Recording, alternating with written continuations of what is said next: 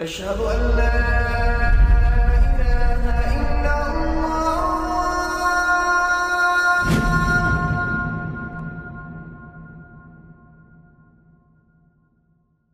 Raindrops media পরিবেশিত audio lecture series সিরাহ। এই সিরিজে আলোচিত হবে পৃথিবীর বুকে শ্রেষ্ঠতম মানুষ রাসূলুল্লাহ মুহাম্মদ সাল্লাল্লাহু আলাইহি ওয়াসাল্লামের জীবন কথা। ইন্নাল হামদুলিল্লাহ ওয়াসসালাতু ওয়াসসালামু আলা রাসূলিল্লাহ ওয়া আলা আলিহি ওয়া আসহাবিহি ওয়াসাল্লামা তাসলিমান কাসীরান মাজিদান ইলা ইয়াউমিদ্দিন, আম্মা বা'দ। আল্লাহ রাসূল সাল্লাল্লাহু আলাইহি ওয়াসাল্লামের সিরাতে আমরা এখন অবস্থান করছি হিজরি ৪র্থ বর্ষে। নবীজি সাল্লাল্লাহু আলাইহি ওয়াসাল্লাম মদিনা আসার পর থেকেই প্রতিটি মুহূর্ত ব্যস্ত ছিলেন ইসলামী রাষ্ট্রকে একটি সঠিক ভিত্তির উপর গড়ে তোলা এবং অভ্যন্তরীণ ও বহিঃশত্রুর হাত থেকে প্রতিরক্ষা নিশ্চিত করা। এই উদ্দেশ্যে তিনি প্রথম বছরে মদিনায় 4টি প্রজেক্ট হাতে নেন, যার মাধ্যমে তিনি ইসলামী রাষ্ট্রের রূপরেখা, সামাজিক কাঠামো এবং প্রতিরক্ষা বাহিনী গড়ে তোলেন, যা আমরা আগে বিস্তারিত আলোচনা করেছি। হিজরি ২য় বর্ষে সংঘটিত হয় বদর যুদ্ধ, যে যুদ্ধে মুসলিমরা আল্লাহর সাহায্যে কুরাইশদের শোচনীয়ভাবে পরাজিত করে। আর উহুদের যুদ্ধ সংঘটিত হয়েছে ঠিক তার পরের বছরেই, অর্থাৎ হিজরি ৩য় বছরে। এই যুদ্ধে মুসলিমরা কুরাইশদের কাছে পরাজিত হয়, আর সে সুযোগে আরবের বেশ কিছু গোত্র মুসলিমদের বিরুদ্ধে উঠে পড়ে লাগে এবং ষড়যন্ত্র করা শুরু করে। গত পর্বে আমরা সেই কাহিনীগুলো আলোচনা করেছি। আজকের পর্বে আমাদের মূল আলোচনা মদিনার ইসলামী রাষ্ট্রের অভ্যন্তরীণ শত্রু ইহুদি গোত্র বনু নাজিরের বিরুদ্ধে পরিচালিত অভিযান নিয়ে। এরপর আমরা আরও কিছু অভিযান নিয়ে আলোচনা করব ইনশাআল্লাহ। মদিনায় ছিল 3টি ইহুদি গোত্র, বনু কায়নুকা, বনু নাজির এবং বনু কোরাইজা। আল্লাহ রাসূল সাল্লাল্লাহু আলাইহি ওয়াসাল্লাম যখন মদিনায় এলেন, তারা তাকে শাসক হিসেবে মেনে নিয়েছিল। আল্লাহ রাসূলও আশা করেছিলেন মদিনার আহলে কিতাব হবার কারণে যেহেতু মুসলিমদের সাথে তাদের ধর্মবিশ্বাসে বেশ কিছু মিল আছে, তাই তাদের সাথে হয়তো মুসলিমদের দূরত্ব মুশরিকদের তুলনায় অন্তত কম হবে এবং তারা শত্রু ভাবাপন্ন হবে না। কিন্তু তাদের প্রতিটি গোত্রই মুসলিমদের সাথে শত্রুতা শুরু করে এবং ইসলামের বিরুদ্ধে ষড়যন্ত্রে লিপ্ত হয়, যে কারণে এই 3টি গোত্রের কেউই মদিনায় স্থায়ী হতে পারেনি। বনু কায়নুকা গোত্রের ঘটনা আমরা আগে আলোচনা করেছি।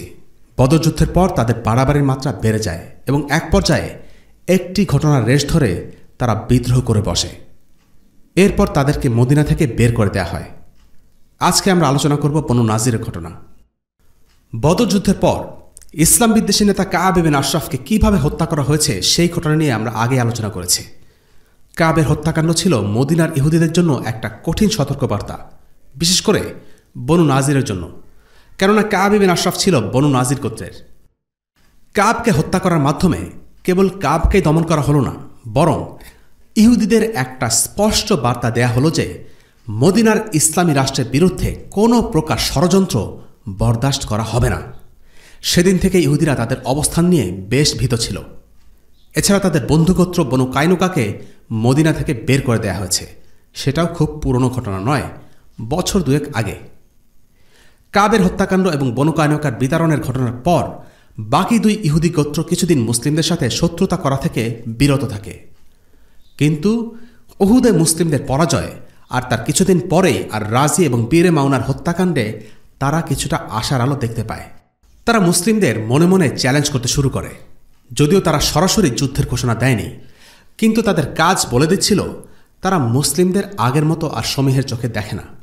আর তাই সুযোগ বুঝে একদিন তারা রাসূলুল্লাহ সাল্লাল্লাহু আলাইহি ওয়াসাল্লামকে হত্যা করার চেষ্টা চালায়। আর এই কাজটি করে বনু নাজিরের ইহুদিরা। প্রথমে শোনা যাক ঘটনার সূত্রপাত কোথা থেকে। বনু নাজির হঠাৎ করেই মুসলিমদের সাথে শত্রুতা শুরু করেনি, বরং মুসলিমরা মদিনায় আসার শুরু থেকেই ইহুদিরা ইসলামী রাষ্ট্রের বিরুদ্ধে নানাভাবে ষড়যন্ত্রে লিপ্ত ছিল। তবে যেই ঘটনাটি সরাসরি বনু নাজিরের সাথে মুসলিমদের সংঘাতের সূচনা করে, সেটি ঘটেছিল উহুদের পর রক্তপণ পরিষদের একটি ঘটনাকে কেন্দ্র করে।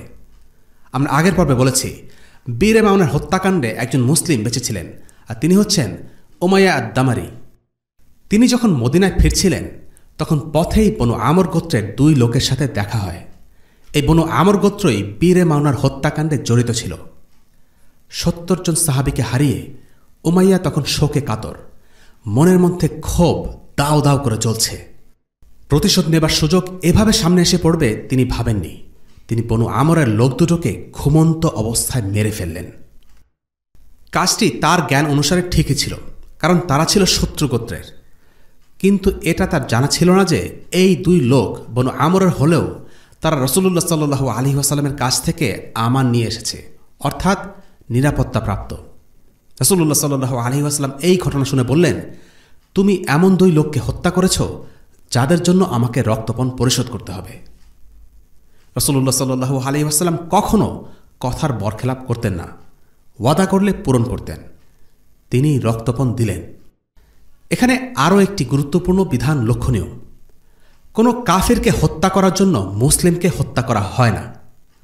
উমাইয়া রাদিয়াল্লাহু আনহু এমন দুজন লোককে হত্যা করেন যাদেরকে হত্যা করা ছিল বেআইনি, কিন্তু এর শাস্তিস্বরূপ তাকে হত্যা করা হয়নি, বরং রক্তপণ শোধ করতে হয়েছে।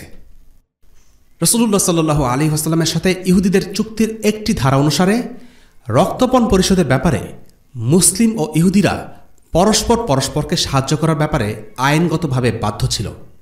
বনু আমরের এই দুই লোককে হত্যা করার পর তাই রাসূলুল্লাহ সাল্লাল্লাহু আলাইহি ওয়াসাল্লাম কয়েকজন সাহাবীকে নিয়ে ইহুদিদের বনু নাজির গোত্রের কাছে গেলেন। বনু নাজিরের ইহুদিরা প্রথমে রাসূলুল্লাহ সাল্লাল্লাহু আলাইহি ওয়াসাল্লামকে অভ্যর্থনা জানালো, অভিনয় করল তারা রাসূলুল্লাহর আগমনে খুব খুশি। রাসূলুল্লাহ সাল্লাল্লাহু আলাইহি ওয়াসাল্লাম একটি দেয়ালের পাশে বসে বললেন, বনু আমরের দুই লোককে ভুলক্রমে হত্যা করা হয়েছে, তাদের রক্তপণ পরিশোধের ব্যাপারে তোমাদের সাহায্য কামনা করছি। তারা বলল, ঠিক আছে, আপনি বসুন, খাওয়া দাওয়া করুন, আমরা বিষয়টা দেখছি। টাকা নিয়ে আসার কথা বলে তারা ভেতরে গেল। ভেতরে গিয়ে তারা নিজেরা ষড়যন্ত্র করা শুরু করল কিভাবে রাসূলুল্লাহ সাল্লাল্লাহু আলাইহি ওয়াসাল্লামকে মেরে ফেলা যায়। একজন বলল, এমন সুযোগ আর কখনো পাব না, উনি আজকে দেয়ালের ঠিক পাশেই বসেছেন, ছাদে উঠে গিয়ে একটা পাথর ফেললেই খেল খতম। তারপর সারা জীবনের জন্য মুক্তি। ইহুদিরা সব সময় এমন, মুখে এক আর মনে আরেক। কিন্তু তাদের এই পরিকল্পনার কথা জিবরিল আলাইহিস সালাম রাসূলুল্লাহ সাল্লাল্লাহু আলাইহি ওয়াসাল্লামকে জানিয়ে দেন।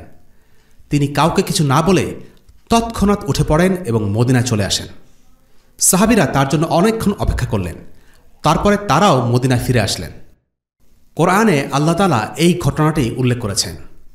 يا أيها الذين آمنوا اذكروا نعمة الله عليكم إذ هم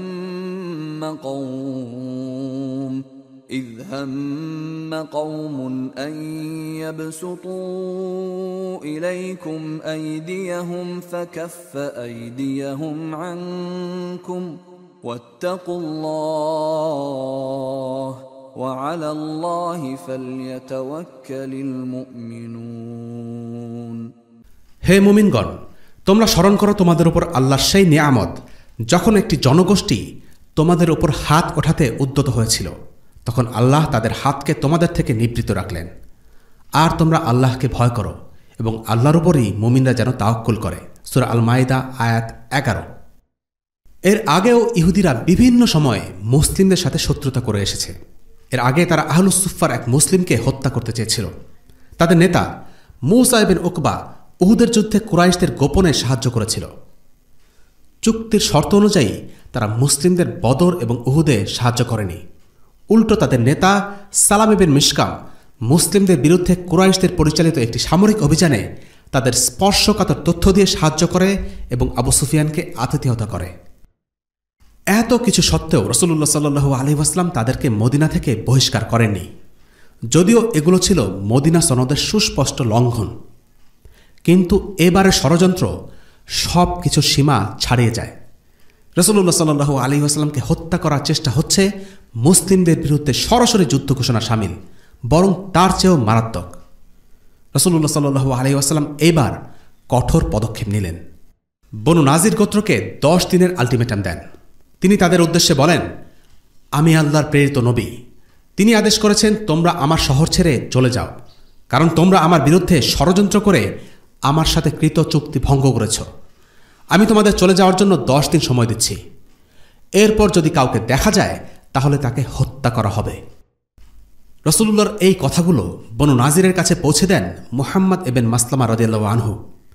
কিছুদিন আগেও জাহিলিয়াতের যুগে এই মুহাম্মদ ইবনে মাসলামাই ছিলেন বনু নাজির গোত্রের বন্ধু। তারা তাকে দেখে অবাক।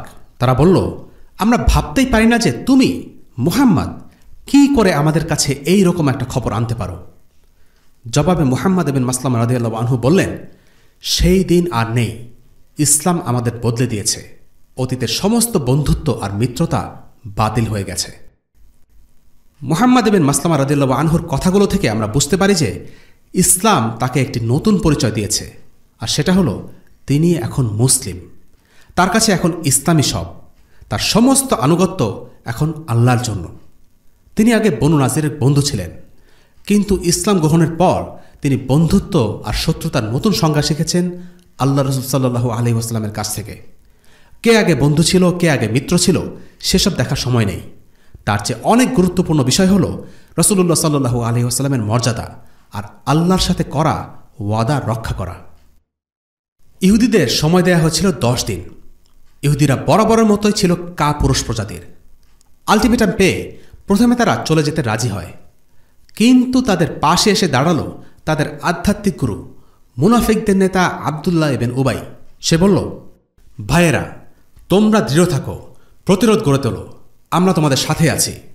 তোমাদের আক্রমণ করা হলে আমরা তোমাদের সাথে যুদ্ধ করব, তোমাদের বহিষ্কার করা হলে আমরাও তোমাদের সাথে চলে যাব। আমার সাথে আমার গোত্রের ও আরবের অন্যান্য গোত্র থেকে আরও 2000 লোক আছে যারা আমাদের পক্ষে আছে। শত্রুরা তোমাদের আক্রমণ করলে তারা তোমাদের জন্য জান দিতে প্রস্তুত। লক্ষণীয়, আব্দুল্লাহ ইবনে উবাই ইসলাম গ্রহণের আগে ছিল মুশরিক, আর বনু নাজির গোত্র হচ্ছে ইহুদি।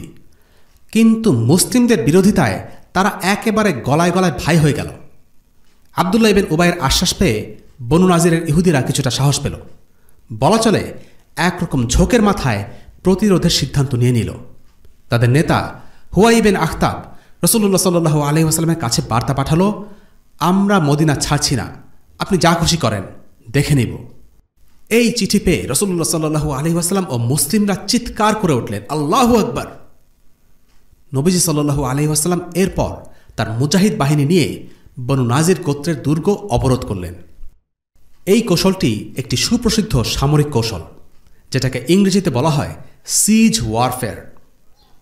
কৌশলটি বর্তমানে খুব একটা ব্যবহার করা হয় না, তবে বোমা বা বিমান হামলার প্রযুক্তি আবিষ্কার হবার আগ পর্যন্ত এই কৌশলটি ব্যাপকভাবে প্রয়োগ হতো। আগেকার সময়ে বড় বড় শহরগুলো নিরাপত্তার জন্য চারপাশে উঁচু দেয়াল দিয়ে ঘিরে দুর্গের মতো বানিয়ে রাখা হতো। বাইরে থেকে যারা আক্রমণ করতে এসেছে তারা তখন সেই শহর দখল করার জন্য বিভিন্ন কৌশল অবলম্বন করত। যেমন সেই শহরের সমস্ত সাপ্লাই বন্ধ করে দেয়া, যেন ভেতরের মানুষগুলো বেশি দিন টিকে থাকতে না পারে, অথবা তারা শহরের ভেতরে মিনজানিক অথবা এক প্রকার গুলতি নিক্ষেপ করে শত্রুদের ক্ষতি করার চেষ্টা করত। অন্যদিকে যারা ভেতরে অবস্থান নিত তাদের লক্ষ্য থাকত শহরের ভেতরে পর্যাপ্ত পরিমাণ খাবার জমা করে রাখা এবং যত বেশি সম্ভব আক্রমণকারী বাহিনীকে দুর্গের চারপাশে দীর্ঘ সময় পর্যন্ত বসে থাকতে বাধ্য করা, যেন তাদের রসদ ফুরিয়ে যায় এবং ফিরে যেতে বাধ্য হয়। আল্লাহ রাসূল সাল্লাল্লাহু আলাইহি ওয়াসাল্লাম বনু নাজির গোত্রকে অবরোধ করলেন। অন্যদিকে বনু নাজির গোত্র কোনো সেনাবাহিনী নিয়ে লড়াই না করে দুর্গ বন্ধ করে ভেতরে বসে থাকল। বনু নাজির গোত্রের বেশ ভালোই ধন সম্পদ ছিল, তাদের নিজেদের দুর্গ ছিল। দুর্গের বাইরে প্রচুর আবাদি জমি, বিশাল খেজুরের বাগান, এগুলোর উপরেই তাদের জীবিকা নির্ভর করত। তারা আশা করছিল মুসলিমরা অবরোধ করতে করতে একসময় ক্লান্ত বিরক্ত হয়ে চলে যাবে। অবরুদ্ধ অবস্থাতেও অনেকদিন টিকে থাকার মতো পর্যাপ্ত রসদ তাদের ছিল। কিন্তু রাসূলুল্লাহ সাল্লাল্লাহু আলাইহি ওয়াসাল্লাম তাদের এই কৌশলকে ব্যর্থ করে দিয়ে পাল্টা এমন একটি কৌশল অবলম্বন করলেন যা তাদেরকে পুরোপুরি হতবুদ্ধি করে দেয়। রাসূলুল্লাহ সাল্লাল্লাহু আলাইহি ওয়াসাল্লাম তাদের খেজুর বাগানে আগুন লাগিয়ে দিলেন। এই দৃশ্য দেখে তারা আতঙ্কে অস্থির হয়ে গেল। মদিনাতে তাদের আছেই হলো এই জমি, সেই জমি যদি আগুনে পড়ে যায় তাহলে মদিনা থেকে কি লাভ? এদিকে আব্দুল্লাহ ইবনে উবাই বনু নাজিরের সাহায্যার্থে একটি আঙ্গুলও তুলল না। বনু নাজির বেশ হতাশ হয়ে গেল। মরার আগে মানুষ যেমন খড়কুটো আঁকড়ে ধরে, তেমনি শেষ চেষ্টা হিসেবে তারা রাসূলুল্লাহ সাল্লাল্লাহু আলাইহি ওয়াসাল্লামের বিরুদ্ধে প্রোপাগান্ডা ছড়াতে শুরু করল।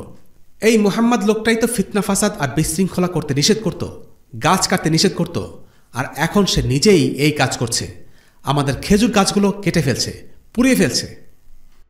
রাসূলুল্লাহ সাল্লাল্লাহু আলাইহি ওয়াসাল্লাম তাদের এই প্রোপাগান্ডায় কোনো পাত্তা দিলেন না এবং তার এই কৌশল পুরোপুরি সফল হল। বনু নাজির গোত্র সম্পূর্ণভাবে পুরোপুরি কোণঠাসা হয়ে পড়ল এবং আত্মসমর্পণ করতে বাধ্য হল। তারা আশা করছিল মুসলিম বাহিনী দীর্ঘদিন দুর্গ অবরোধ করে দখল করতে না পেরে একসময় চলে যেতে বাধ্য হবে, কিন্তু তাদের সেই পরিকল্পনা ব্যর্থ হয়ে গেল। তারা বুঝতে পারল এভাবে তারা বেশি দিন টিকে থাকতে পারবে না, তাই তারা আত্মসমর্পণ করার সিদ্ধান্ত নিল। বনু নাজির রাসূলুল্লাহ সাল্লাল্লাহু আলাইহি ওয়াসাল্লামকে অনুরোধ করল যেন তাদেরকে ছেড়ে দেয়া হয়। তারা মদিনা ছেড়ে চলে যেতে সম্মত হল। সহায় সম্পদ নিয়ে নিরাপদে চলে যাবার অনুমতি চাইল।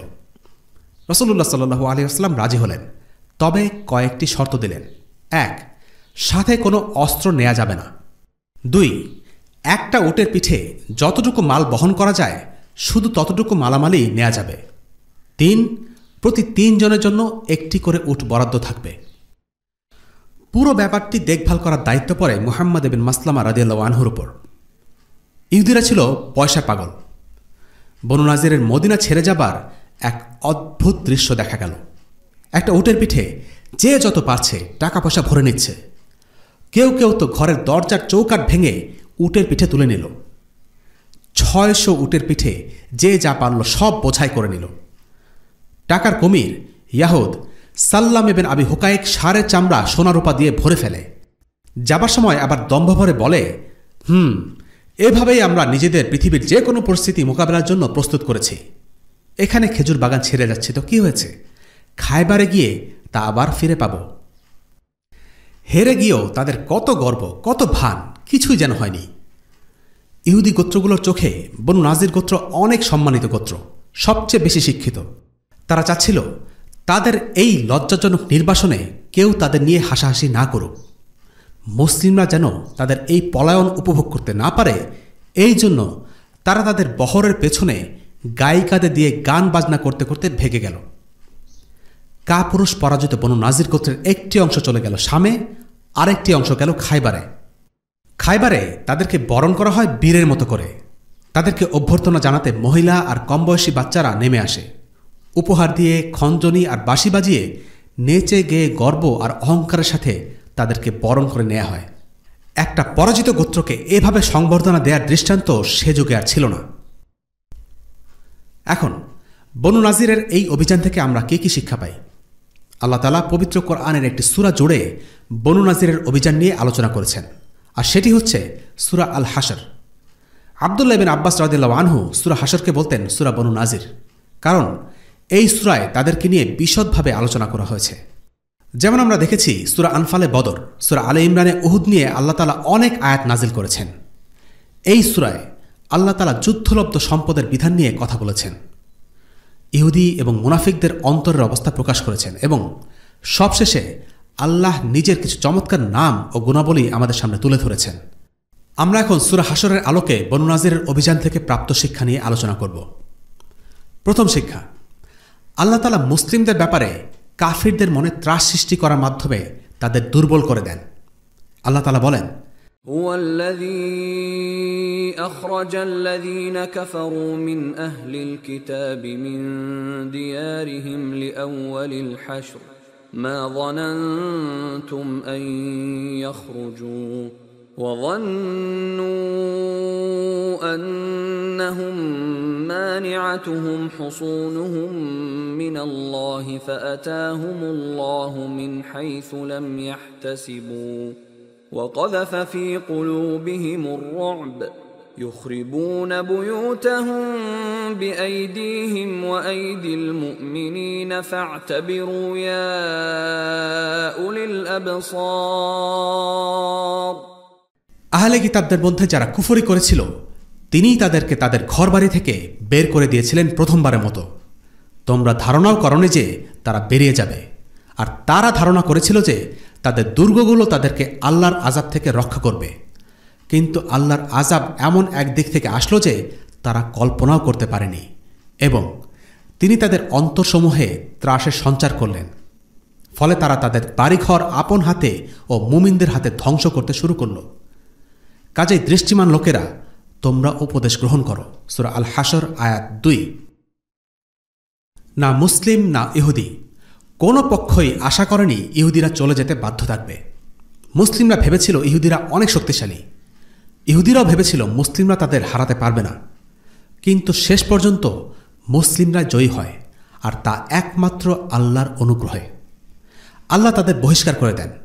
তাদের এই পরাজয়ের কারণ হল তাদের মনে ভয়। আল্লাহ তাদের মনে এমন ভয় ধরিয়ে দিয়েছিলেন, তারা পুরোপুরি মনোবল হারিয়ে ফেলে। প্রতিরোধ গড়ার মতো সাহস বা ইচ্ছা কোনোটাই তাদের ছিল না, এবং মুসলিমদের হাতে এমন প্রযুক্তি ছিল না যে যেটি দিয়ে তারা দুর্গকে দখল করবে। কিন্তু আল্লাহর হাতেই সব কিছু নিয়ন্ত্রণ। তিনি মুসলিমদের জন্য বিজয়কে সহজ করেছেন। কাজেই মুসলিমদের উচিত আল্লাহর কাছে ফিরে যাওয়া, তার উপর বিশ্বাস রাখা, তার কাছে তওবা করা এবং তার উপরেই ভরসা রাখা। তাহলে শত্রু যতই শক্তিশালী হোক না কেন, আল্লাহ তাআলা মুসলিমদেরকে বিজয়ী করবেন। কোনো বাহিনী যতই শক্তিশালী হোক না কেন, তাদের দুর্বলতা থাকবেই, আর কার দুর্বলতা কোথায় তা আল্লাহ তাআলা ভালোই জানেন। কোনো জাতি যদি নিজেদের খুব শক্তিশালী কিছু মনে করে, যদি মনে করে যে আমাদের কাছে পারমাণবিক শক্তি আছে, সবার চেয়ে বেশি মারণাস্ত্র আছে, আল্লাহ তাদেরকে স্মরণ করিয়ে দিচ্ছেন আল্লাহর ইচ্ছা ছাড়া কিছুই হয় না। আল্লাহ তাদের এমন এক দুর্বল দিকে আঘাত করবেন যা তারা কল্পনাও করে না। আল্লাহ তাদের মনে ভয় ঢুকিয়ে দেবেন। এমন উদাহরণ আমরা বর্তমান সময়েও দেখি।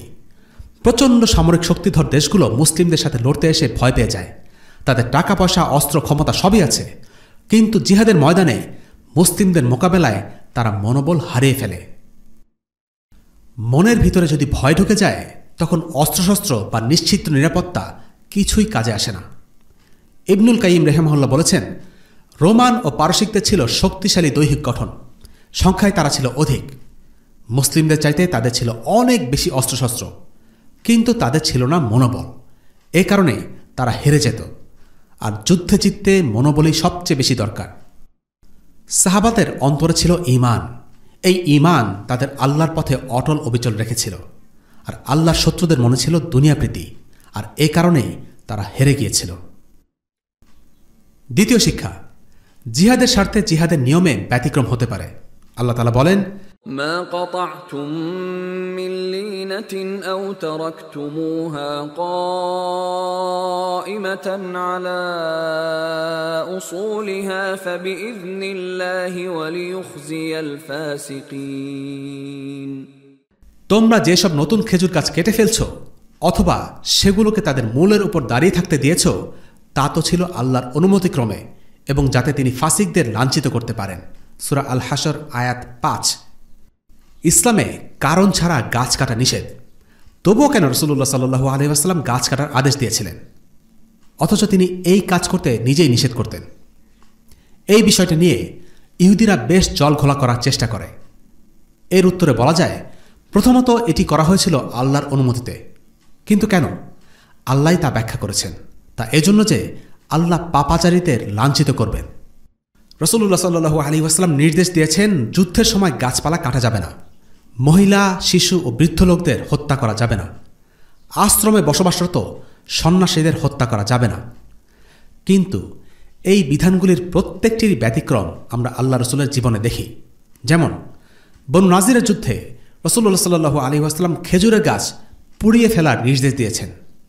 তাইফের অভিযানে রাতের বেলায় কাফিরদের বাসায় আক্রমণ করা এবং তাদের অধিবাসীদের হত্যা করার আদেশ দিয়েছেন। এটা ছাড়াও রাসূলুল্লাহ সাল্লাল্লাহু আলাইহি ওয়াসাল্লাম একবার 2 জন মহিলাকে হত্যার নির্দেশ দেন। এদের একজন ছিল ইহুদি এক মহিলা। সে রাসূলুল্লাহ সাল্লাল্লাহু আলাইহি ওয়াসাল্লামকে বিষ খাইয়ে হত্যা করতে চেয়েছিল। সালাউদ্দিন আল আইয়ুবী রাহিমাহুল্লাহ ক্রুসেডারদের প্রতি বেশ সহনশীল ছিলেন, কিন্তু তিনি শত্রুপক্ষের কোনো ধর্মীয় ব্যক্তি, যেমন টেম্পলারদের, যারা মূলত ছিল ধর্মযোদ্ধা, ছেড়ে দিতেন না। তাদের তিনি হত্যা করতেন। গির্জার পুরোহিত হলেও হত্যা করতেন। প্রশ্ন হচ্ছে, এখানে কি শরিয়া লঙ্ঘিত হচ্ছে না? এই বৈপরীত্যের জবাব কি? ইসলাম সহনশীলতার দিন, কিন্তু এই সহনশীলতাকে কাজে লাগিয়ে শত্রুরা সুবিধা নেবে এবং মুসলিমদের ক্ষতি করবে, সেই অনুমতি ইসলাম দেয় না। ইসলামী জিহাদের কিছু নীতিমালা রয়েছে, কিন্তু শত্রুরা যখন জিহাদের কোনো নীতিকে নিজেদের স্বার্থে ব্যবহার করে সুবিধা নিতে চাইবে, তখন সেই সব নীতি স্থগিত রাখা হয়। শত্রুরা যদি জিহাদের কোনো নীতি ব্যবহার করে পুরো জিহাদকে থামিয়ে দিতে চায় অথবা জিহাদের অগ্রগতিকে বাধাগ্রস্ত করতে চায়, তাহলে পরিস্থিতির বিচারে মুসলিমদের জন্য সেই সব নীতিকে স্থগিত করার অনুমতি রয়েছে।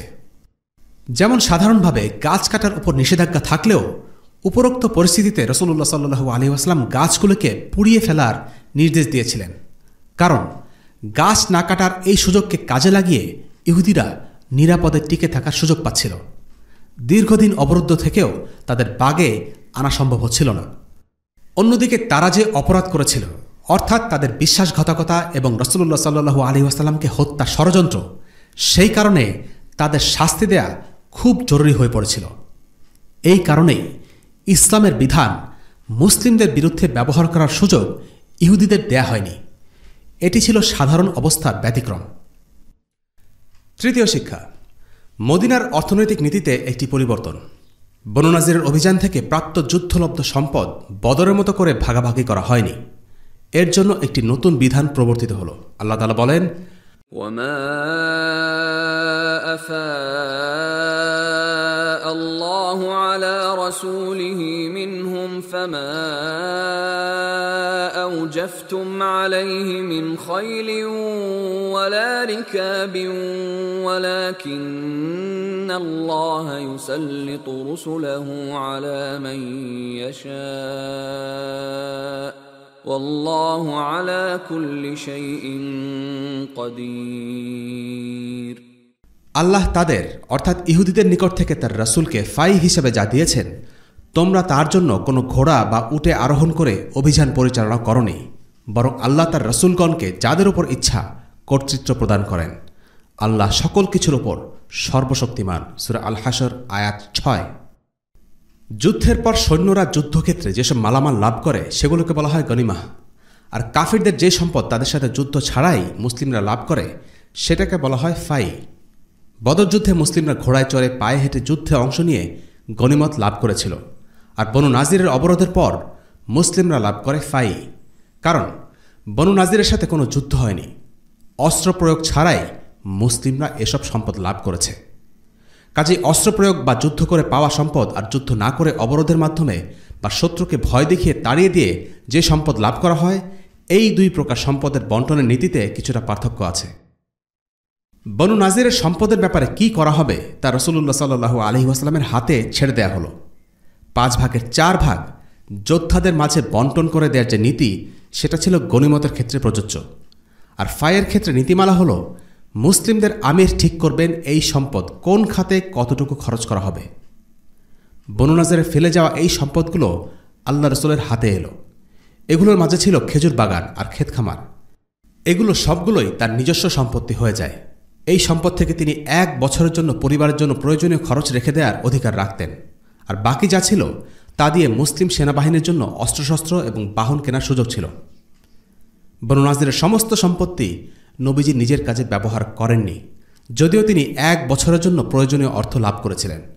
কিন্তু দেখা গেল 1 বছর যেতে না যেতেই তিনি সেই অর্থ খরচ করে ফেলেছেন দরিদ্র আর অভাবীদের সাহায্য করতে গিয়ে।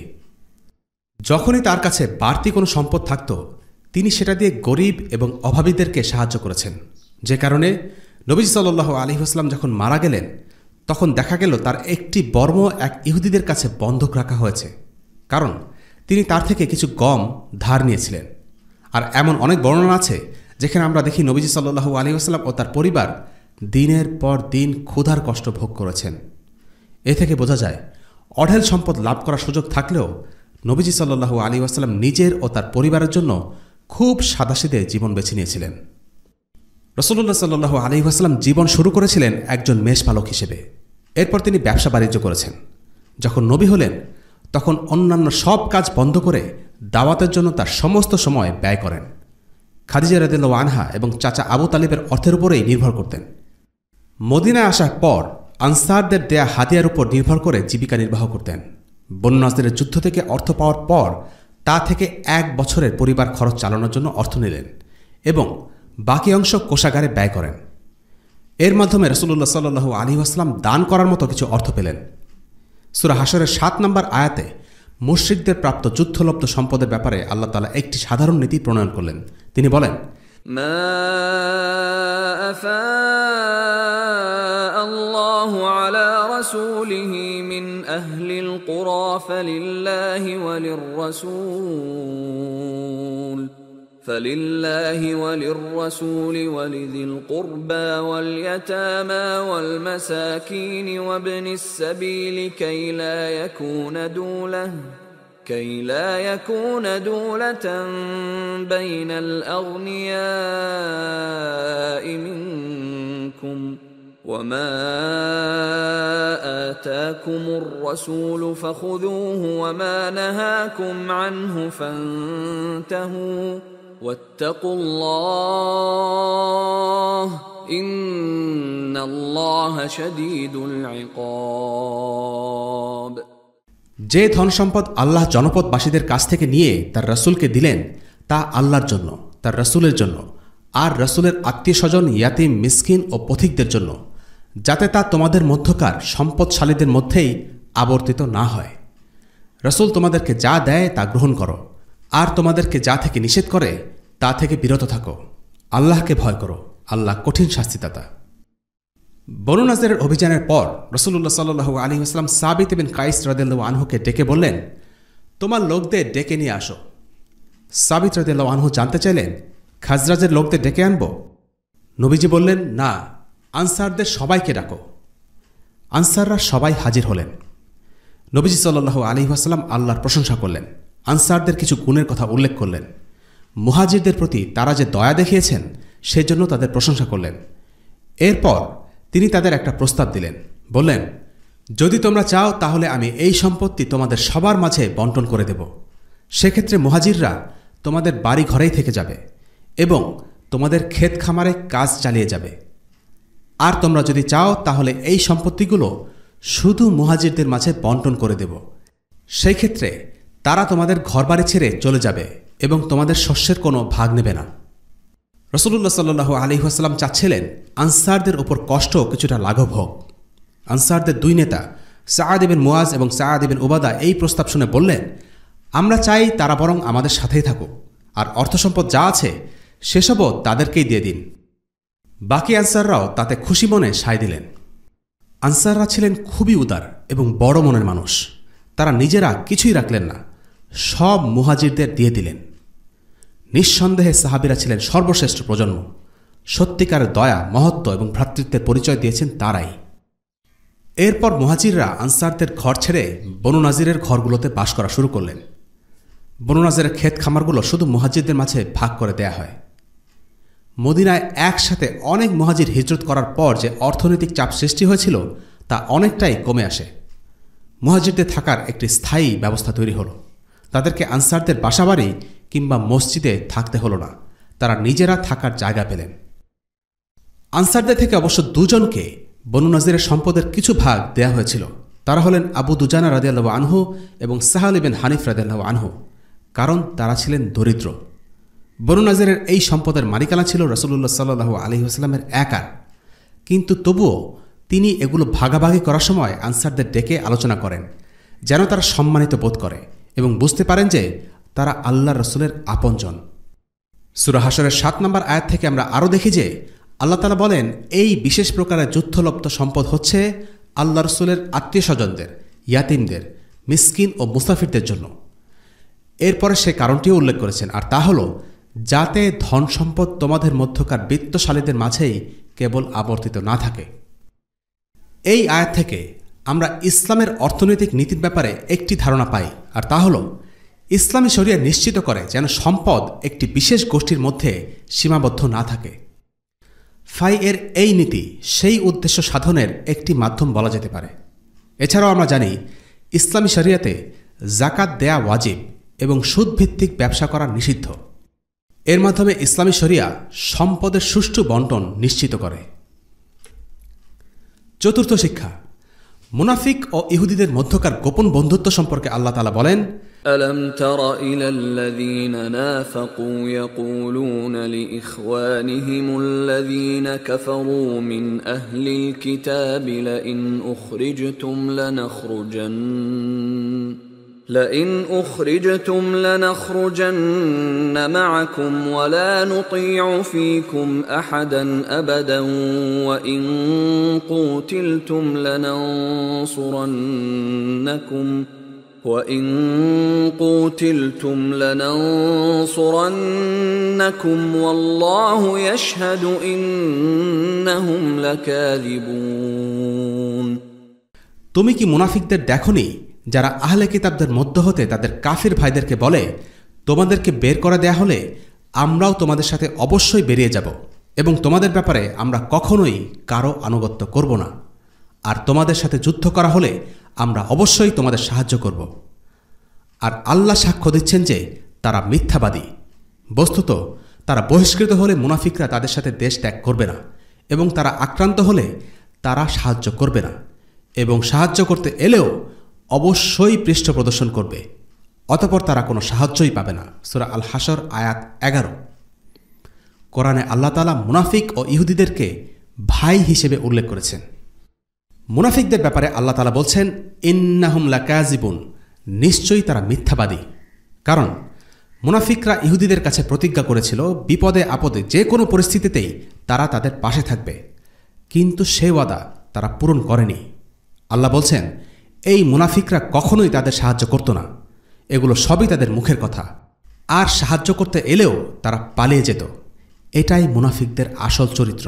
তারা কাফিরদের পক্ষে থাকে, তাদের থেকে সাহায্য কামনা করে এবং সাহায্যের মিথ্যা প্রতিশ্রুতি দেয়, কিন্তু আসল সময় এলে তাদের আর খুঁজে পাওয়া যায় না। এর পরের দুই আয়াতে আল্লাহ তাআলা ইহুদিদের কাপুরুষতার কথা বর্ণনা করেছেন।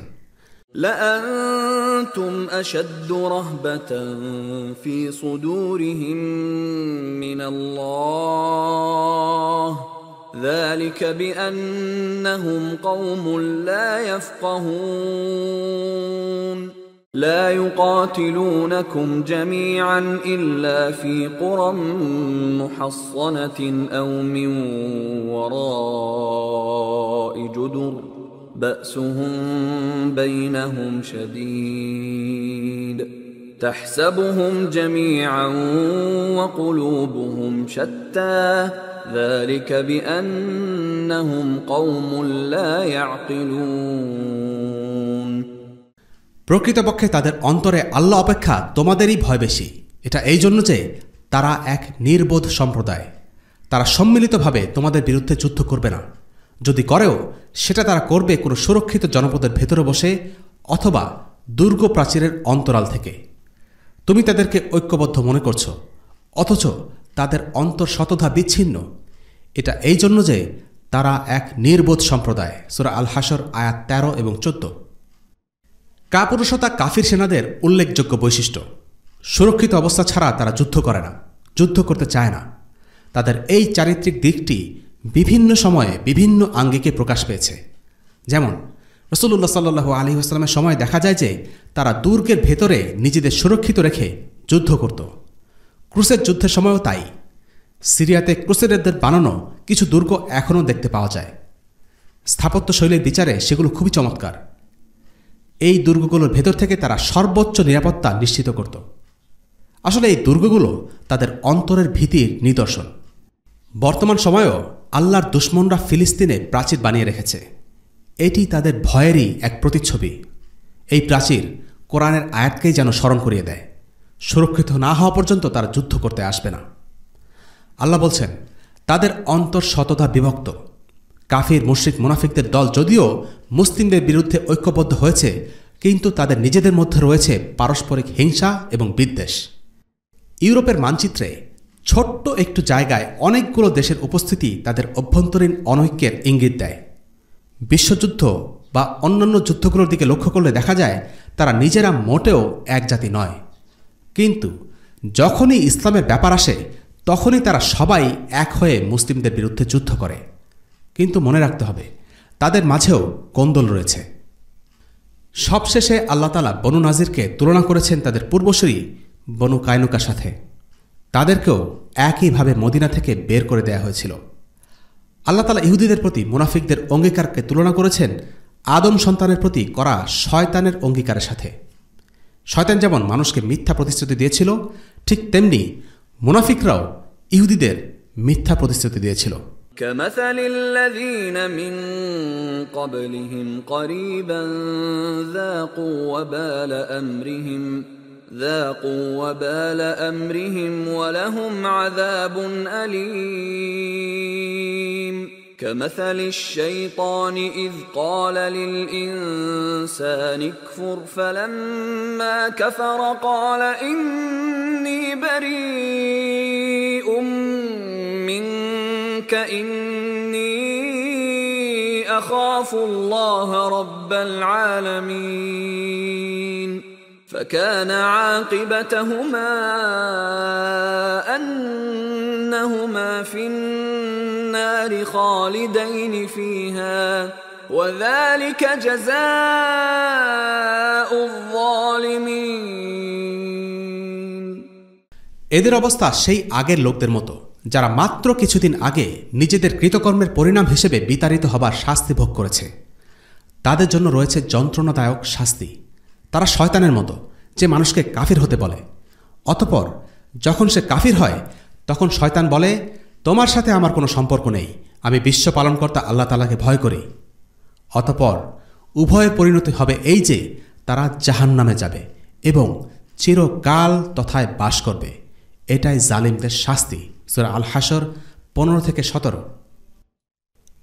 পঞ্চম শিক্ষা, আখিরাতের কথা স্মরণে রাখা। সূরা হাশরে আল্লাহ তাআলা গনিমতের বিধান, ইহুদিদের মনের অবস্থা, মুনাফিকদের চরিত্র বিশ্লেষণ করে মুসলিমদের স্মরণ করিয়ে দিচ্ছেন একটি গুরুত্বপূর্ণ বিষয়ের কথা। সেটি হচ্ছে আল আখিরা। বনু নাজিরের অভিযান থেকে মুসলিমরা অনেক সম্পদ লাভ করেছে, যার মাধ্যমে মদিনার অর্থনৈতিক সমৃদ্ধি ঘটে এবং মুসলিমদের দুনিয়াবী অবস্থা সুসংহত হয়। কিন্তু এই দুনিয়াবী সম্পদ সমৃদ্ধি কোনোই কাজে আসবে না যদি মুসলিমরা আল্লাহকে স্মরণে না রাখে এবং যদি তাদের আখিরাত এই দুনিয়ার কারণে ঝুঁকির মধ্যে পড়ে যায়। এই কারণে আল্লাহ মুসলিমদের স্মরণ করিয়ে দিচ্ছেন তাদের মূল এবং চূড়ান্ত মনোযোগ যেন আখিরাতের জীবনের দিকেই থাকে। তাই আল্লাহ তাআলা বলেন, তোমরা তাদের মতো হও না যারা আল্লাহকে ভুলে গেছে, ফলে আল্লাহ তাদেরকে আত্মবিস্মৃত করে দিয়েছেন। 6 নম্বর শিক্ষা, ইসলাম গ্রহণে কাউকে বাধ্য করা যাবে না। জাহেলিয়াতের সময়ে মদিনার আরবদের মাঝে একটি কুসংস্কার ছিল। সেটি হচ্ছে, কারো সন্তান যদি জন্মের পর না বাঁচে তখন পরবর্তী সন্তানকে ইহুদি বানালে তার সন্তানরা বেঁচে যাবে। এভাবে তাদের অনেকের সন্তানই ইহুদি হিসেবে বড় হচ্ছিল। যখন বনু নাজির গোত্রকে বহিষ্কার করা হলো তখন কিছু লোকজন রাসূলুল্লাহ সাল্লাল্লাহু আলাইহি ওয়াসাল্লামকে জিজ্ঞেস করল, আমাদের কিছু সন্তান ও ভাই তো তাদের সাথে আছে, আমরা এখন কি করব? রাসূলুল্লাহ সাল্লাল্লাহু আলাইহি ওয়াসাল্লাম এই ব্যাপারে ওয়াহী নাজিল হওয়া না পর্যন্ত কোনো জবাব দিলেন না। এরপর অবতীর্ণ হল সূরা বাকারার 256 নম্বর আয়াত। সেখানে বলা হয়েছে, লা ইকরাহা ফিদ-দীন, দ্বীনের ব্যাপারে কোনো বাড়াবাড়ি নেই। সত্যের পথ আর মিথ্যার পথ দুটোই পরিষ্কার। রাসূলুল্লাহ সাল্লাল্লাহু আলাইহি ওয়াসাল্লাম তাদেরকে বললেন, তোমাদের ভাই ও সন্তানদের যে কোনো একটি পথ বেছে নিতে বলো। তারা যদি তোমাদের পছন্দ করে তাহলে তোমাদের সাথে থাকবে, আর যদি তারা ইহুদিদের সাথে থাকতে চায় তাহলে তাদের চলে যেতে দাও। অর্থাৎ ইসলাম গ্রহণ করতে কাউকে বাধ্য করা যায় না। আমাদের আজকের পর্বে আমরা আরেকটি অভিযান নিয়ে আলোচনা করব। সেটি হচ্ছে জাত আর রিকা। এই অভিযানটি কখন ঘটেছিল সেটা নিয়ে একাধিক মতামত রয়েছে, তবে শক্তিশালী মতটি হচ্ছে এটা ঘটেছিল 4র্থ হিজরিতে, বনু নাজিরের ঘটনার প্রায় 1.5 মাস পরে। বনু নাজিরকে শায়েস্তা করার মাধ্যমে রাসূলুল্লাহ সাল্লাল্লাহু আলাইহি ওয়াসাল্লাম মদিনার অভ্যন্তরীণ স্থিতিশীলতা ফিরিয়ে আনতে সক্ষম হন। এরপর তিনি মনোযোগ দেন নজদের গোত্রগুলোর দিকে। আরবের শত্রু ভাবাপন্ন গোত্রগুলোকে নিষ্ক্রিয় করে দেয়াটা ছিল সময়ের দাবি। জাতুর রিকা অভিযান সেই উদ্দেশ্যেই সংগঠিত হয়েছে। নজদের গোত্রগুলো এরই মাঝে মুসলিমদের সাথে বিশ্বাসঘাতকতা ও শত্রুতা করেছে। 70 জন সাহাবীকে হত্যা করেছিল নজদেরই একটি গোত্র। এর জবাবে আল্লাহ রাসূল সাল্লাল্লাহু আলাইহি ওয়াসাল্লাম 400 জন সাহাবীকে নিয়ে অভিযানে বের হন। এবারে টার্গেট গাতাফানের 2 গোত্র, বনু মুহারিব এবং বনু সা'লাবা। এই অভিযানই ইতিহাসে জাতুর রিকা নামে পরিচিত। রিকা মানে কাপড়ের টুকরো। এই অভিযানকে কেন জাত আর রিকা বলা হয় সেই জবাব দিয়েছেন অভিযানে অংশ নেয়া এক যোদ্ধা আবু মুসা আল আশআরী রাদিয়াল্লাহু আনহু। অভিযানের বর্ণনায় তিনি বলেন, আমরা আল্লাহ রাসূলের সাথে একটি অভিযানে বের হলাম। প্রতি 6 জনের জন্য বরাদ্দ হলো একটি করে উট। পালা করে একজন উটের পিঠে উঠছি, বাকিরা পায়ে হাঁটছি। হাঁটতে হাঁটতে পাগুলো শুকিয়ে যাচ্ছে, চামড়ায় ফোসকা পড়ে যাচ্ছে। আমার তো নখই খসে পড়ল। আর তাই আমরা আমাদের পায়ে কাপড়ের টুকরো বেঁধে নিলাম। এজন্যই অভিযানের নাম হল জাত আর রিকা, কাপড়ের টুকরোর অভিযান। এই যুদ্ধে কোনো মুখোমুখি সংঘর্ষ হল না। শত্রুরা মুসলিমদের হঠাৎ আক্রমণে ভয় পেয়ে ছত্রভঙ্গ হয়ে আশেপাশের পাহাড়ে পালিয়ে গেল, তাদের নারী, শিশু আর গরু বাছুর পর্যন্ত রেখে গেল। তবে এই অভিযান থেকে অন্যান্য কিছু ঘটনা ঘটে, সেগুলো নিয়েই আমরা আলোচনা করব। প্রথম বিষয়টি হচ্ছে সালাতুল খৌফ, অর্থাৎ ভয়ের সালাত। এই অভিযানের সময় সালাতুল খৌফের বিধান কার্যকরী হয়। মুসলিমদের আচমকা হামলায় শত্রুরা পালিয়ে গেলেও তাদের ফিরে আসার সম্ভাবনাও উড়িয়ে দেওয়া যাচ্ছিল না। এমন সম্ভাবনা ছিল যে তারা হয়তো কাছে আছে, যে কোনো মুহূর্তে আক্রমণ করে বসতে পারে। তাই রাসূলুল্লাহ সাল্লাল্লাহু আলাইহি ওয়াসাল্লাম নতুন এক পন্থায় জামাতের সালাত আদায় করলেন। এটি কোরআনে বর্ণিত আছে।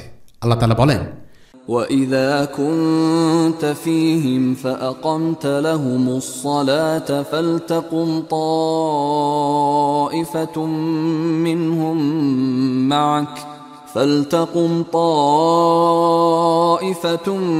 مِّنْهُمْ مَعَكَ وَلْيَأْخُذُوا أَسْلِحَتَهُمْ فَإِذَا سَجَدُوا فَلْيَكُونُوا مِنْ وَرَائِكُمْ وَلْتَأْتِ طَائِفَةٌ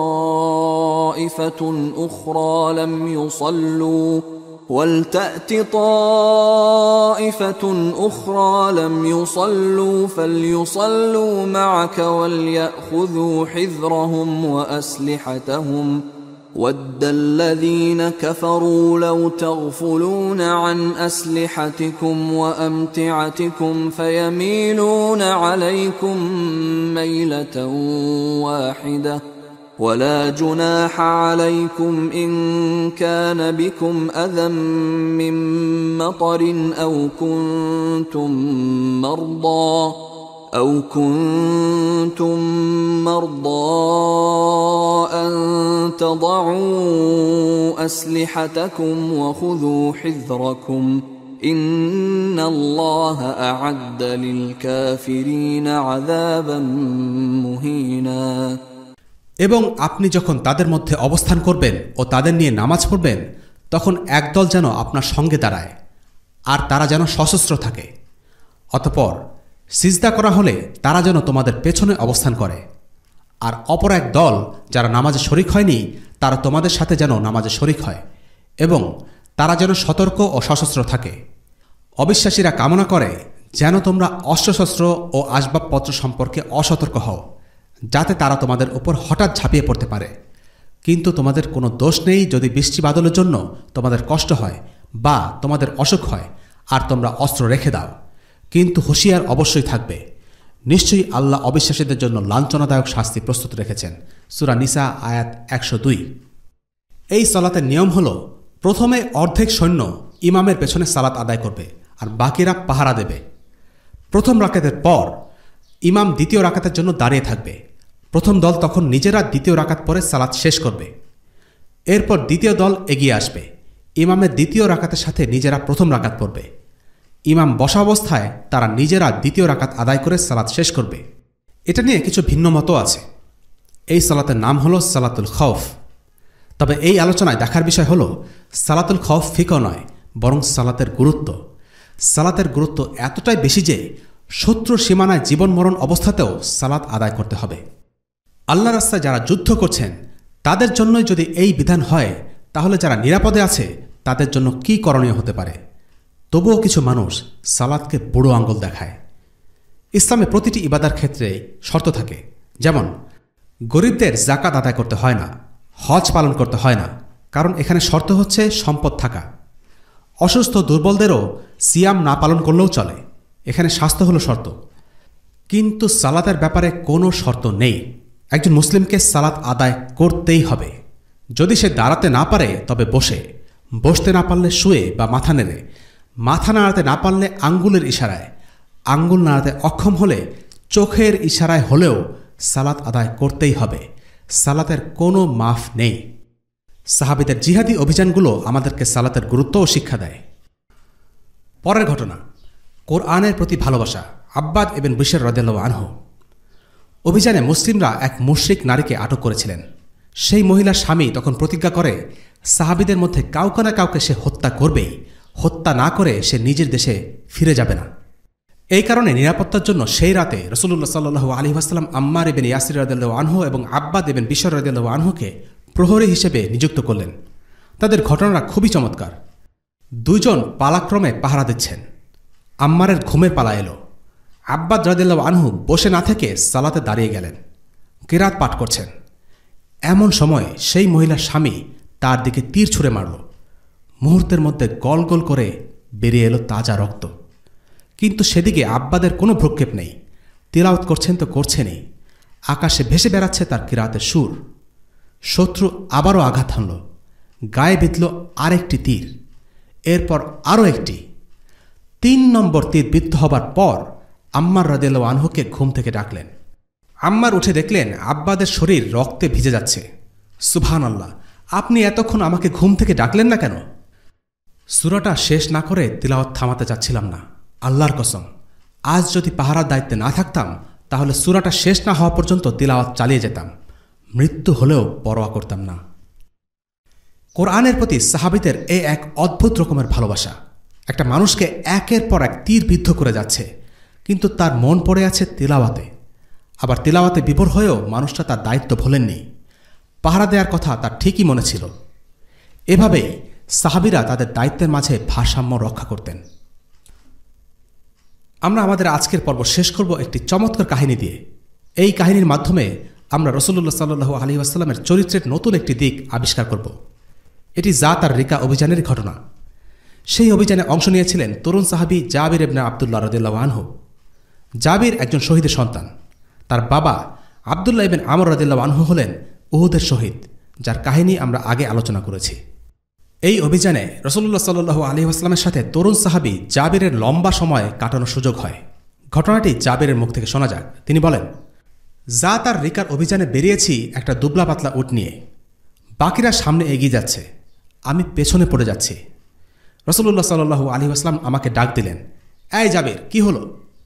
ইয়া আল্লাহ রাসূল, আমি তো উটটার কারণে বারবার পেছনে পড়ে যাচ্ছি। রাসূলুল্লাহ বললেন, আচ্ছা তুমি উটটাকে বসাও তো, আর তোমার হাতের ছড়িটা আমাকে দাও, নয়তো একটা ডাল ভেঙে আনো। আমি আমার হাতের ছড়িটা এগিয়ে দিলাম। তিনি ছড়ি দিয়ে উটকে কয়েকটা খোঁচা দিয়ে বললেন, উঠে পড়ো।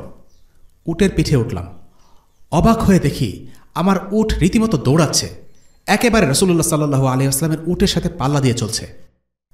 তো আমি রাসূলুল্লাহ সাল্লাল্লাহু আলাইহি ওয়াসাল্লামের সাথে গল্প করতে করতে চলছি। হঠাৎ তিনি বললেন, জাবির, তোমার উটটা আমার কাছে বিক্রি করবে? আমি বললাম, না, আমি আপনাকে এমনি দিয়ে দিব, উপহার হিসেবে। রাসূলুল্লাহ বললেন, না না, আমি কিনতে চাই। আমি জানতে চাইলাম, আচ্ছা ঠিক আছে, তাহলে কত দেবেন? 1 দিরহাম দিলে হবে? রাসূলুল্লাহ রসিকতা করলেন। না, তাহলে তো আমি ঠকে যাব। রাসূলুল্লাহ এবার বললেন, ঠিক আছে, তাহলে 2 দিরহাম দিলে চলবে? আমি বললাম, না না, আরও চাই। রাসূলুল্লাহ উটের দাম বাড়াতে লাগলেন। দাম 1 উকিয়ায় অর্থাৎ 40 দিরহামে গিয়ে ঠেকল। রাজি হয়ে গেলাম। বললাম, আপনি এই দামে খুশি তো? হ্যাঁ, আমি খুশি। আমি বললাম, ঠিক আছে, এই উটের মালিক এখন আপনি। এই কথোপকথন যখন হচ্ছিল তখন জাবিরের বয়স 20 কিংবা 21, আর রাসূলুল্লাহ সাল্লাল্লাহু আলাইহি ওয়াসাল্লামের বয়স প্রায় 57। অথচ রাসূলুল্লাহর মধ্যে নেতাসুলভ মেকি গাম্ভীর্য ছিল না। তরুণ সাহাবীদের সাথে বন্ধুর মতো মিশে যেতেন, তাদের সাথে রসিকতা করতেন। আর সাহাবীরাও রাসূলুল্লাহ সাল্লাল্লাহু আলাইহি ওয়াসাল্লামের সাথে একদমই জড়তা বোধ করতেন না। একান্ত ব্যক্তিগত বিষয় নিয়েও তারা কথা বলতেন। কথাবার্তার এক পর্যায়ে আল্লাহ রাসূল সাল্লাল্লাহু আলাইহি ওয়াসাল্লাম জাবিরকে জিজ্ঞেস করলেন তার বিয়ের কথা। আচ্ছা জাবির, তুমি কি বিবাহিত? জাবির বললেন, হ্যাঁ রাসূলুল্লাহ, বিয়ে করেছি। কুমারী? জাবির বললেন, না। রাসূলুল্লাহ জিজ্ঞেস করলেন, কুমারী বিয়ে করলে না কেন? তাহলে তো তার সাথে হাসি ঠাট্টা করতে পারতে, সেও পারত। জাবির বললেন, আসলে আমার বাবা 7 মেয়ে রেখে মারা গেছেন।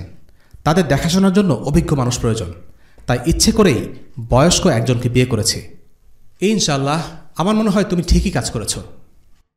রাসূলুল্লাহ সাল্লাল্লাহু আলাইহি ওয়াসাল্লাম জাবিরের ওয়ালিমার আয়োজন করতে চাইলেন। বললেন, শোনো জাবির, আমরা যদি সিরারে পৌঁছতে পারি তাহলে কিছু উট জবাই করব, রাতটা সেখানেই কাটাবো।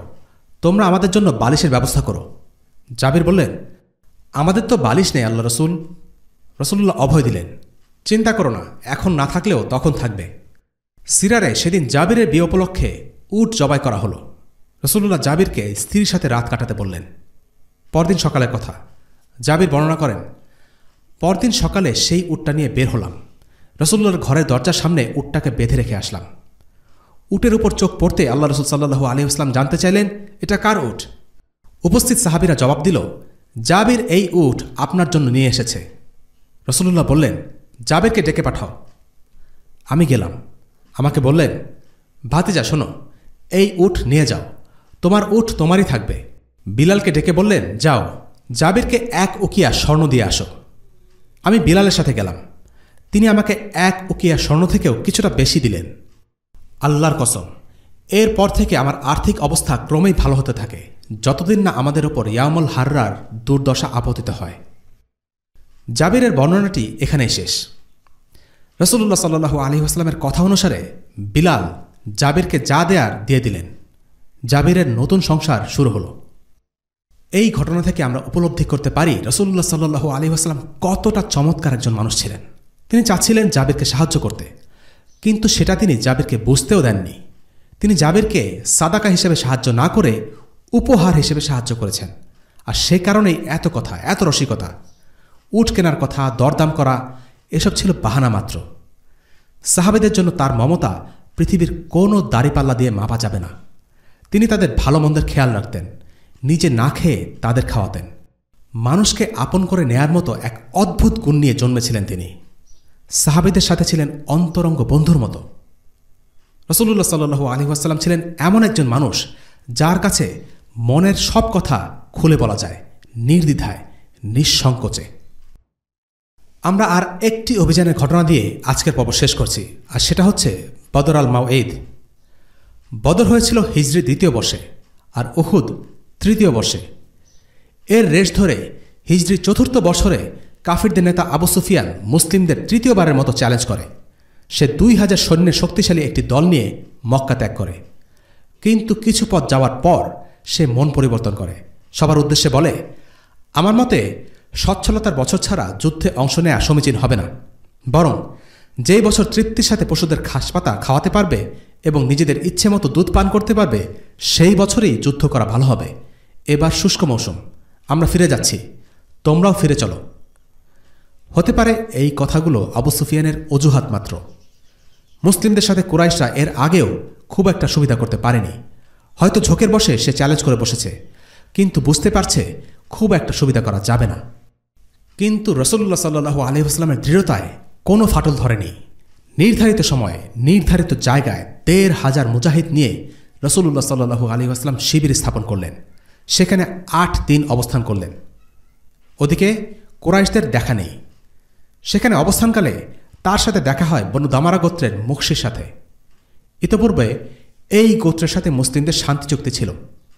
মুখশি রাসূলুল্লাহ সাল্লাল্লাহু আলাইহি ওয়াসাল্লামকে জিজ্ঞেস করল, আপনারা কি কুরাইশদের সাথে যুদ্ধ করার জন্যই এখানে এসেছেন? রাসূলুল্লাহ সাল্লাল্লাহু আলাইহি ওয়াসাল্লাম বললেন, হ্যাঁ, আমরা সেজন্য এসেছি। আর তোমরা যদি চাও তাহলে তোমরা আমাদের সাথে যে চুক্তি করেছিলে তা প্রত্যাহার করতে পারো। সেক্ষেত্রে আমরা তোমাদের বিরুদ্ধে যুদ্ধ করব যতক্ষণ না আল্লাহ আমাদের ও তোমাদের মাঝে ফয়সালা করেন। মুখশি জবাব দিল, না, এমন কিছু করার প্রয়োজন দেখি না। রাসূলুল্লাহ সাল্লাল্লাহু আলাইহি ওয়াসাল্লাম এই কথাগুলো বলে মুখশিকে সূক্ষ্ম একটি ইঙ্গিত দিচ্ছেন, আমরা তোমাদের সাথে যুদ্ধ করার ক্ষমতা রাখি, সেই শক্তি আমাদের ভালোই আছে। চুক্তির সময়সীমা বাড়ানোর ব্যাপারে তোমাদের প্রয়োজন থাকতে পারে, কিন্তু আমাদের নেই। বর্তমান সময়ের চিত্রটা উল্টো। মুসলিমরা এখন বিপাকে পড়ে শান্তি চুক্তি করে, আর শান্তি চুক্তির নামে যা হয় তা লাঞ্ছনা আর অবমাননা ছাড়া আর কিছুই না। অথচ রাসূলুল্লাহ সাল্লাল্লাহু আলাইহি ওয়াসাল্লাম যখন কারোর সাথে চুক্তি করতেন সেটা প্রতিপক্ষের চাপে করতেন না। মুসলিমরা দুর্বল বলে শান্তি চুক্তি করতেন এমন হতো না। মুসলিমরা শক্তিশালী তা তিনি পরিষ্কার করেই অপর পক্ষকে বুঝিয়ে দেন। আজকের পর্ব আমরা এখানে শেষ করছি, আর এর মাধ্যমে আমরা হিজরি ৪র্থ বর্ষের ঘটনা শেষ করলাম। ইনশাআল্লাহ পরবর্তী পর্বে আমরা হিজরি ৫ম বর্ষে প্রবেশ করব। ওয়াসাল্লাল্লাহু আলা সাইয়্যিদিনা মুহাম্মদ ওয়া আলা আলিহি ওয়া আসহাবিহি ওয়াসাল্লাম। আলহামদুলিল্লাহি রাব্বিল আলামিন। আসসালামু আলাইকুম ওয়া রাহমাতুল্লাহি ওয়া বারাকাতুহু। রেইনড্রপস মিডিয়ার অন্যান্য প্রজেক্ট সম্পর্কে জানতে ভিজিট করুন www.raindropsmedia.org অথবা ফেসবুক পেজ www.facebook.com/raindropsmedia অথবা ইউটিউব চ্যানেল www.youtube.com/raindropsmediaorg2015